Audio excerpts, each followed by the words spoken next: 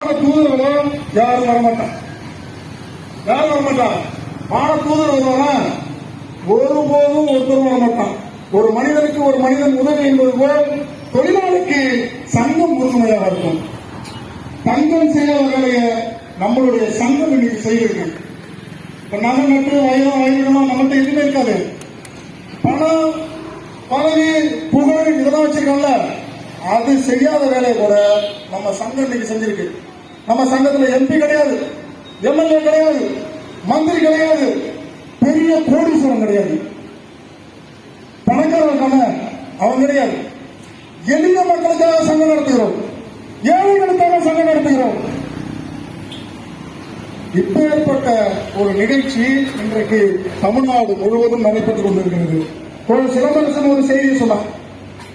2019 எதிர்கட்சி தலைவராக இருந்த மு.க. ஸ்டாலின் இன்றைக்கு முதலமைச்சர் சென்னையில் நம்மளுடைய போராட்டத்தை பார்த்து அவர் ஒரு கோரிக்கை மனு அவர் கைப்படையாக நட்டுக் கொடுக்கிறார்.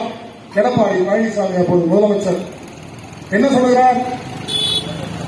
போராட்டம் வேண்டாம், தூய்மை பணியாளர் தமிழ்நாடு முழுவதும் உள்ளவர்களை பணி நிரந்தரம் படுத்து 21,000 சம்பளம் சொல்லுகிறார். அன்றைக்கு ஒரு எதிர்கட்சி தலைவர் இன்னைக்கு ஆட்சி அதிகாரத்தில் இருக்கிறார். என்ன செய்திருக்கிறார்? தமிழ்நாடு முழுவதும் இருக்கிற தூய்மை பணியாளர்கள் வேலை செய்கின்ற இடத்தை எல்லாம் மண்டல வாரியாக, பேரூராட்சி வாரியாக, நகராட்சி வாரியாக தனியார் மையத்தை உட்படுத்துகிறார். எதிர்கட்சியாக இருக்கும்போது ஒரு பேச்சு, ஆளுகின்ற கட்சி இருக்கும்போது ஒரு பேச்சு. அப்ப வாக்களித்த மக்களுக்கு என்ன செய்ய போகிறார்? ஏமாற்று வேலைதான் செய்கிறார்கள். அவருக்குதான் தோழர்களை நாம் சொல்லுகின்றோம். சில பேர் சொல்கிறார்கள், முதலமைச்சர் அனைத்தும் செய்து விடுவார், நாம் ஏன் போராட்டம்? எதிர்கட்சி தலைவராக இருக்கும்போது இவர்கள் நட்டு கொடுக்கிறார். தமிழ்நாட்டு மக்கள் ஒரு செய்தி சொல்கிறார்கள். எதிர்கட்சியாக இருக்கும்போது இவர் பல்வேறு போராட்டம் நடத்தினவர் ஸ்டாலின். இன்றைக்கு அதே கோரிக்கையை நாம் எடுத்துக்கிறோம். இன்றைக்கு இவர்கள் ஆளும் கட்சியாக இருக்கிறார். அதுவும் தமிழ்நாட்டில் சமீபத்தில் நடந்த நாடாளுமன்ற தேர்தலில் திமுக கூட்டணிக்கு 40 தொகுதியும் திமுக கூட்டணிக்கு கொடுத்த தூய்மை பணியாளர்கள் உள்ளிட்ட தொழிலாளர்கள், ஏழைகள், விவசாயிகள் இவர் கொடுக்கிற பரிசா? இவர் கொடுக்கிற பரிசா இது? இவர் சொல்லுகிறார், கள்ளக்குறிச்சியில விஷ சாராயம் குடித்து இறந்தவர்கள். அது என்னோட சாராயத்தில் விஷ சாராயம், சாராயமே நச்சு. அப்ப அந்த நச்சு சாராயத்தை ஒழிக்கணும்னு சொன்னா உன்னுடைய டாஸ்மார்க் தான் ஒழிக்கணும். அதான் நாம கேட்கிறோம். டாஸ்மார்க் மூடு, தொழிலாளிக்கு சம்பளத்தை உயர்த்து கொடுத்து, டாஸ்மார்க் தொழிலாளிக்கு நேரம் கொடு. ஏன்னா இன்னைக்கு தமிழ்நாடு முழுவதும் பல்லாயிரக்கணக்கான டாஸ்மார்க் தொழிலாளர்கள் நம்ம சங்கத்தில் இருக்கிறாங்க. நாம தான் அவர்களுக்கு போராடுறோம். விற்பனை செய்து வந்த பிறகு இரவுல வந்து என்ன செய்யலாம்?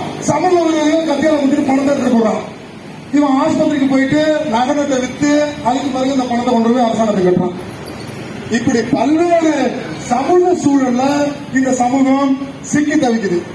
அதுவும் கிராமப்புறத்தில் வேலை செய்யக்கூடிய தூய்மை பணியாளர்கள், துப்புரவு பணியாளர்கள் இருக்கிறவங்களுக்கு ஒரு நாளைக்கு 484 ரூபாய் சம்பளம். அப்படியே மாசம் எவ்வளவு? 26 நாளைக்கு கணக்கு போட்டுங்க, 12,000 ரூபாய் வருது. ஆனா வாங்குற சம்பளம் எவ்வளவு வருது? 6,200 ரூபாய். மீதி 6,000 என்னன்னு கேட்டா பஞ்சப்படியை ஒதுக்க மாட்டோம். எவ்வளவு தில்லுமுள்ளு இதுவே! தாசில்தாருக்கு